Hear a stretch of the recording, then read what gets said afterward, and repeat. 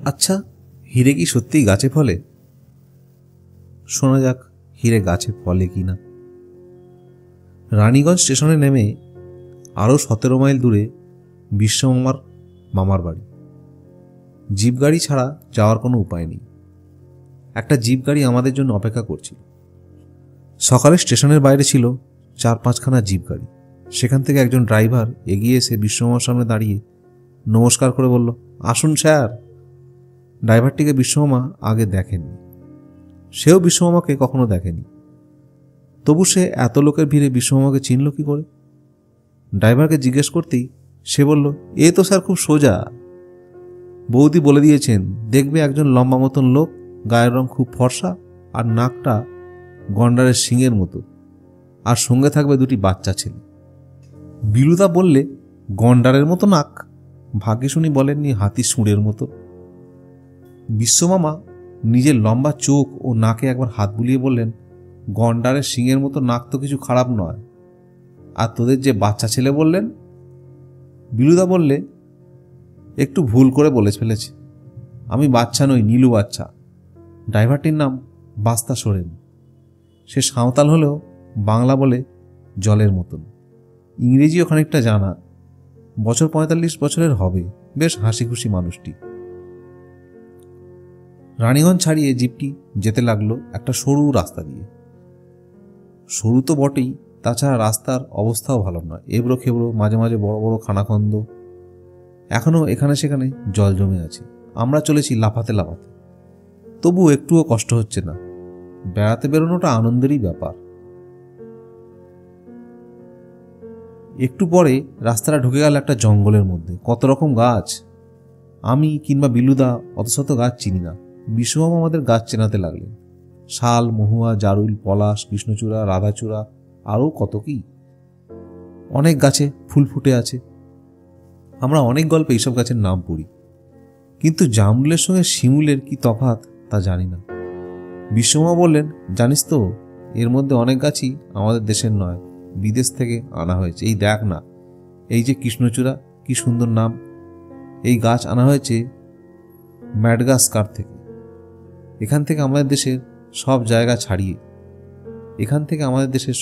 ছড়িয়ে আছে। বিশ্বমামা যে গাছটাকে কৃষ্ণচূড়া বলে দেখালেন, বাস্তা সোরেন সেদিকে তাকিয়ে বললেন, ওটা তো গুলমোহর। বিশ্বমামা আমার দিকে ফিরে বললেন, এই নীলু, বলতো গুল মানে কি? আমি উত্তর দিতে পারলুম না।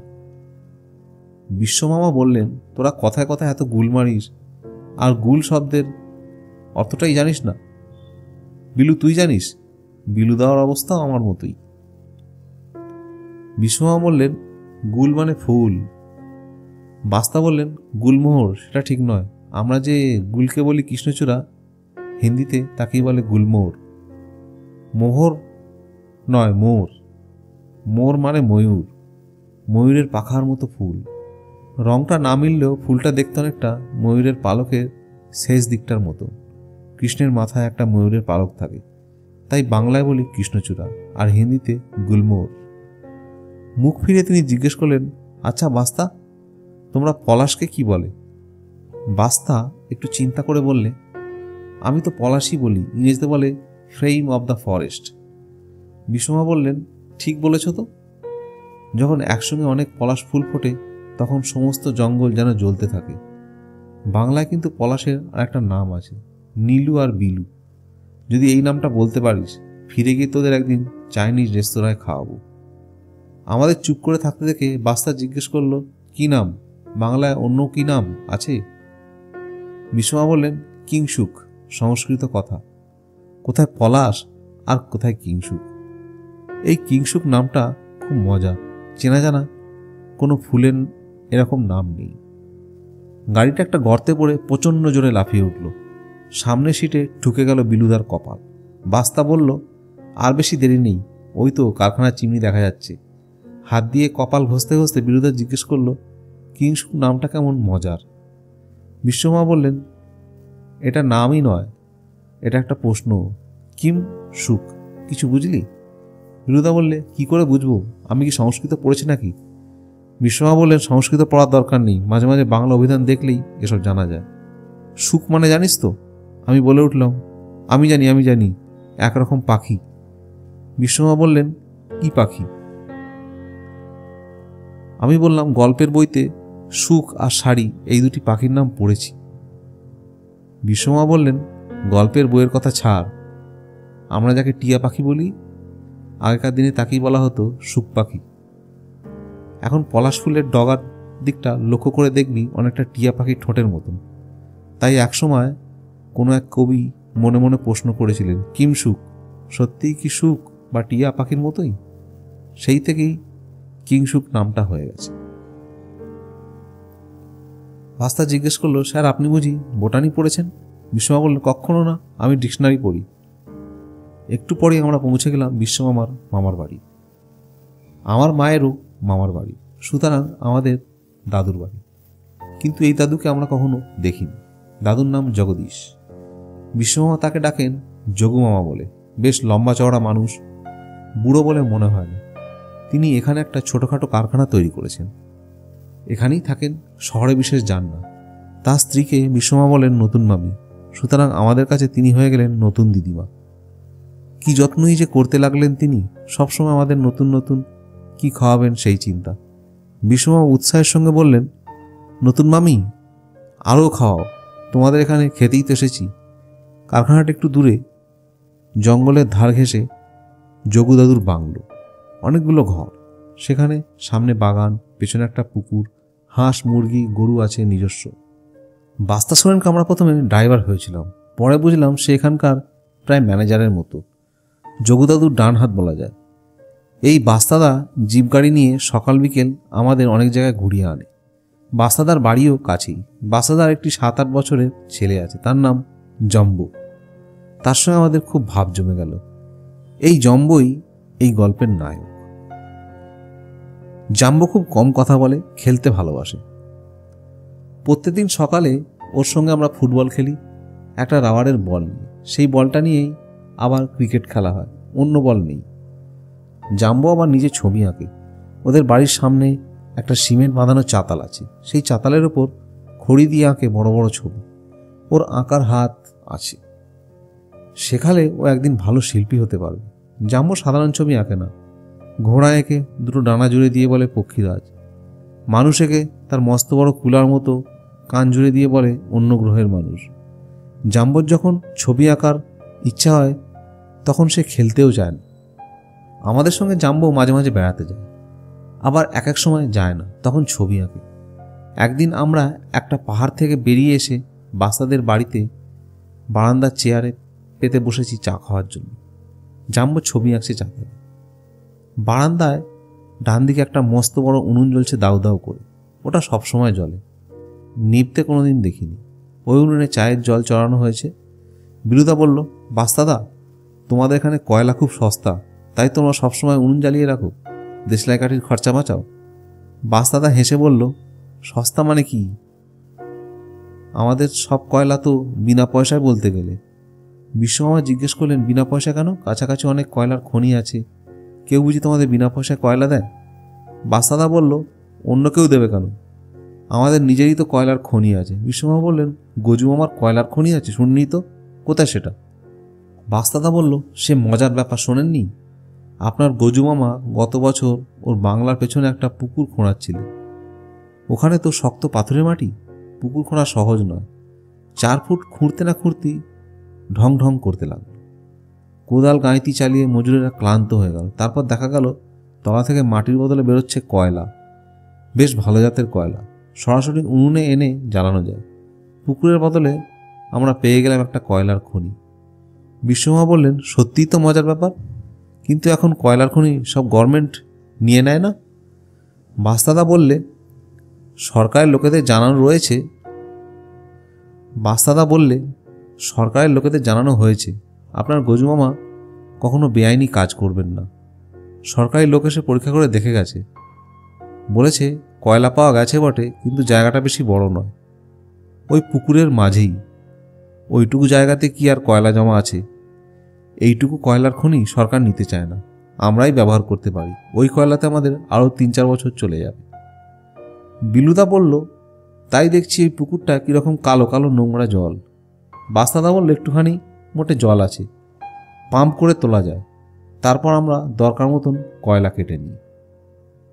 এরপর চা খেতে খেতে আমরা কয়লার গল্প ছেড়ে অন্য গল্প করতে লাগলাম। একসময় বিশ্বমামা উঠে দাঁড়িয়ে বলল, দেখি তো আমাদের জাম্বু সাহেব কি ছবি আঁকছে। আমরাও সেটা দেখতে গেলাম। মেঝেতে হাঁটু গেড়ে বসে জাম্বু খড়ির বদলে একটা খসখসে পাথরের মতো জিনিস দিয়ে বড় করে কি যেন আঁকছে। বিশ্বমামা জিজ্ঞেস করলেন, আজ কিসের ছবি আঁকা হচ্ছে জাম্বু? জাম্বু গম্ভীরভাবে বলল, এটা একটা গাছ, আর এই যে ফুলগুলো দেখছো এগুলো সব এক একটা হিরে।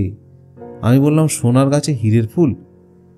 বিলুদা ফ্যাক ফ্যাক করে হেসে বলল, গাছে হিরে ফলেছে, তাও এক একটা হিরে তালের মতন বড়। বিশ্বমামা ধমক দিয়ে বললেন, হাসছিস যে, গাছে কি হীরা ফলে না? বিলুদা ইয়ার্কি করে বলল, ফলে বুঝি? তুমি দেখেছো কোথায়? কামস্টাকা না ম্যাকডাকশায়? বিশ্বমামা জাম্বুর হাতের পাথরটার দিকে এক দৃষ্টিতে চেয়ে রইলেন। তারপর বললেন, ওটা একবার দেখি তো জাম্বু। সেটা নিয়ে ঘুরিয়ে ফিরিয়ে দেখে মেঝেতে দাগ কাটলেন। অনেকটা শেড পেন্সিলের মতো দাগ পড়ল। বিলুদা বলল, ওটাও হিরে নাকি? বিশ্বমা বললেন, না, এটা গ্রাফাইট। কাকে গ্রাফাইট বলে জানিস?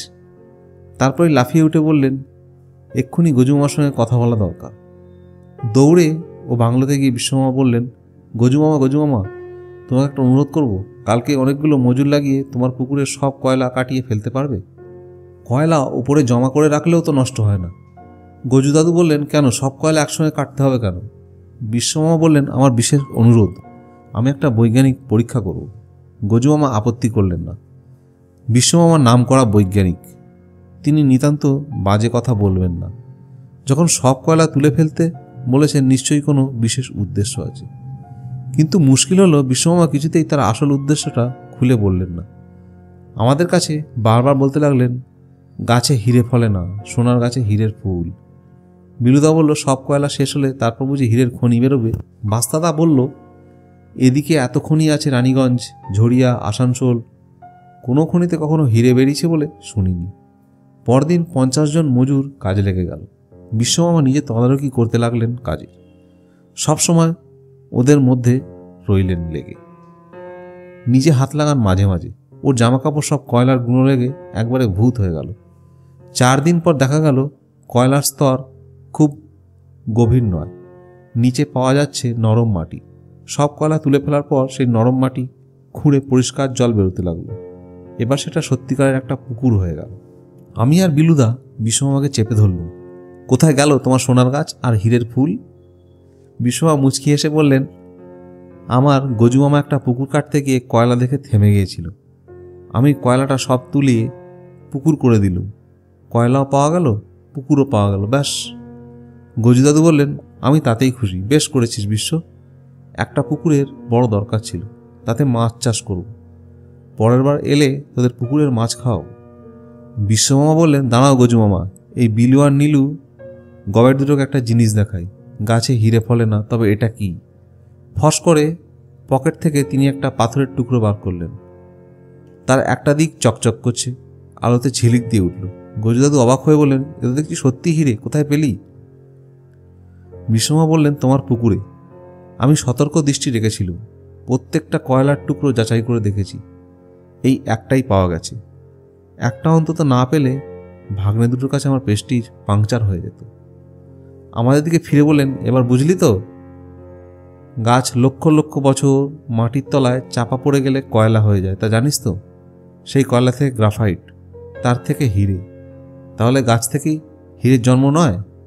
গজুদাদু বললেন, এদিককার কোনো খনিতে কখনো কেউ পায়নি, তুই কি করে বুঝলি এখানে হিরে থাকতে পারে? বিশ্বমা বললেন, আমাদের জাম্বুর হাতে গ্রাফাইটের টুকরোটা দেখে। অবশ্যই গ্রাফাইট থাকলে যে হিরে থাকবে তার কোনো মানে নেই, তবে একটা চান্স নিলাম, ক্ষতি তো কিছু ছিল না। হীরের পাথরটা হাতে নিয়ে আমরা সবাই নড়াচড়া করে দেখতে লাগলাম। সত্যি সত্যি হিরে। বিশ্বমা বললেন, এখন অনেক কাটাকুটি করতে হবে, ঠিক মতন কাটতে না পারলে এর থেকে জেল্লা বেরোয় না। তবে এটা যে আসল হিরে তাতে কোনো সন্দেহ নেই। বিলুদা বলল, গ্রাফাইট থেকে যদি হিরে হয় তাহলে গ্রাফাইটে খুব চাপ দিয়ে আরও হিরে বানানো যায় না? বিশ্বমা বললেন, না রে গবেট, সম্ভব নয়। কয়লা জিনিসটা আসলে কি? কার্বন, গ্রাফাইট, কার্বন, হিরেও কার্বন, কিন্তু এদের পরমাণুর বিন্যাস আলাদা আলাদা। প্রকৃতির খেয়ালই এইরকম হয়, আমাদের সে সাধ্য নেই পরমাণু বিন্যাস বদলাবার। তারপর বিশ্বমা বললেন, গজুমামা এই হিরেটা যে আবিষ্কার করেছে তারই পাওয়া উচিত, যদিও তোমার পুকুর থেকে উঠেছে। গজুদাদু বললেন, তুই নিতে চাস তো নে, আমার আপত্তি নেই। বিশ্বমা বললেন, আমি কেন নেব, আমি তো আবিষ্কার করিনি। সে কৃতিত্ব জাম্বোকে দিতে হবে। জাম্বো যদি একটা গাছে হীরের ফুল না আঁকতো তাহলে ব্যাপারটা আমার মাথাতেই আসতো না। দেখো, বিজ্ঞানের বড় বড় তত্ত্বের চেয়ে মানুষের কল্পনাও কত শক্তিশালী। ওইটুকু একটা ছেলে একটা গ্রাফাইটের টুকরো পেয়েই হীরের ফুল আঁকছিল কেন? এই হিরেটা আমরা জাম্বোকেই উপহার দেব। সবাই মিলে ডাকতে লাগলুম, জাম্বো জাম্বো।